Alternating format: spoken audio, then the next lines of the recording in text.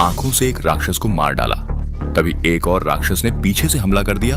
राक्षस आदमी को मारने आया था, लेकिन आदमी ने अपनी आंखों की ताकत से उसको खत्म कर दिया। ये जानवर बहुत ही क्रूर है। आदमी काफी गुस्से में और फुर्ती के साथ राक्षस के साथ लड़ रहा है।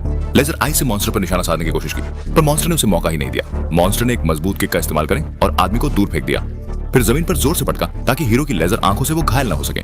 मॉन्स्टर हीरो पर भारी पड़ रहा था। तभी समय पर उसकी बड़ी बहन आ गई।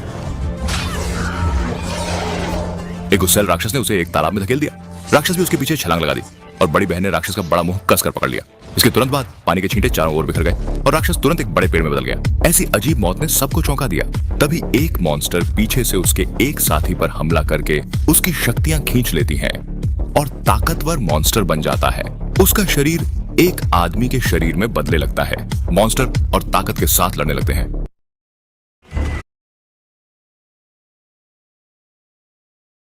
मौत का देवता साइन बोर्ड के ऊपर बैठ किसका इंतजार कर रहा है? ऊपर बैठकर यह सभी। ये छोटी बच्ची इस पहलवान से लड़ने आई है। ये देखकर लोग उस पे हंसने लगते हैं। पहलवान छोटी बच्ची का गाल खींचकर मजाक उड़ाने लगता है। तभी बच्ची एक हाथ से उस पहलवान को उठाकर पटक देती है। पहलवान गुस्से में लड़की की तरफ आता है। लड़की उसका पैर पकड़कर घुमाकर फेंक देती है। वो जीत जाती है। बच्ची खुश होकर अपनी माँ के पास जाती है और पूछती है, मेरे पास इतना पावर क्यों है? उसकी माँ बताती है कि तुम हमें एक मैदान में अकेली रोती मिली थी। माँ की बातें सुनकर बच्ची अपने कपड़ों को देखने जाती है, जिससे उसे पता चलता है कि वो साउथ कोरिया की है। बच्ची अपने माँ बाप को ढूंढने जाना चाहती है, लेकिन उसकी माँ बोलती है, अभी तुम बच्ची हो, जब बड़ी होगी तब चल जाना।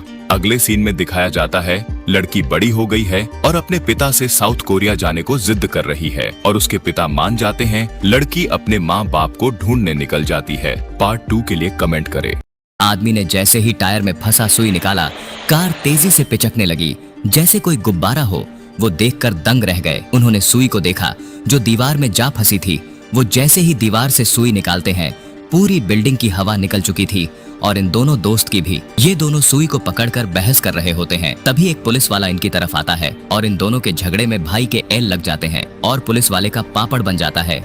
वो चेक करने जा ही रहा होता है, तभी अचानक से एक बस इनके सामने आ जाती है, जिसे देखकर लड़का सुई आगे करके खड़ा हो जाता है और बस भी गुब्बारे की तरफ पिचक जाता है। ये दोनों दिमाग लगाते हैं और सुई को गुब्बारे में बांधकर आसमान में छोड़ देते हैं, जो कुछ दूर जाने के बाद फुट जाता है और सुई जमीन में आकर धंस जाती है। लड़का सुई निकालकर भागने लगता है। तब तक पूरी धरती की हवा निकल चुकी थी। आदमी ने जैसे ही टायर। ये छोटी बच्ची इस पहलवान से लड़ने। यह छोटी सी गुड़िया इसके नाक को काटने लगती है।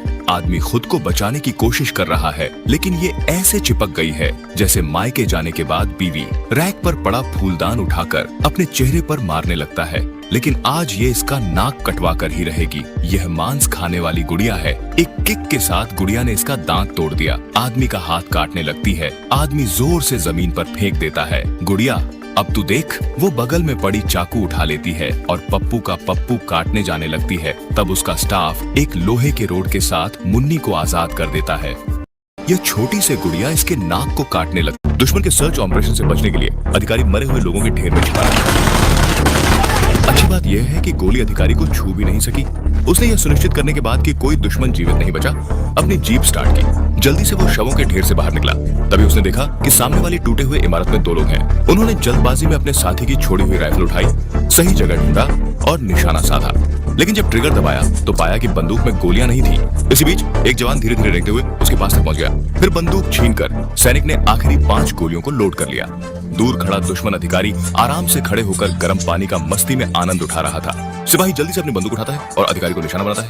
युद्ध के मैदान में धमाके की आवाज के साथ सिपाही तुरंत ट्रिगर दबाता है। गोला बारूद की आवाज की आड़ में पास बैठे सहायक को कोई आभास ही नहीं हुआ। जब तक उसने देखा कि कुछ गड़बड़ है। देर हो गई थी, इसलिए फौजी ने पास में तैयार हो रहे नए सैनिक को देखा। नए सैनिक ने बिना घबराए कुछ 100 मीटर की दूरी पर हेडशॉट मार दिया। सैनिक तुरंत हथगोला तैयार करने लगा। अधिकारी समझ गया, वह भागने लगा, लेकिन अब देर हो चुकी है। दुश्मन के सर्च ऑपरेशन से बचने के लिए अधिकारी मरे हुए लोगों के ढेर में छिपा है। 100 गुना छोटा हो चुके हैं ये लोग खुद को करोड़पति बनाने के लिए। 1 साल में ये ग्रुप इतना कचरा निकालते हैं जितना कोई आम आदमी 1 दिन में निकालता है। एक छोटा सा ब्रेड का टुकड़ा ये 1 साल तक खाते हैं। छोटी सी दुनिया में इनके पास पैसे की कोई कमी नहीं है। 1 रुपए इनके लिए 1000 रुपए के बराबर है।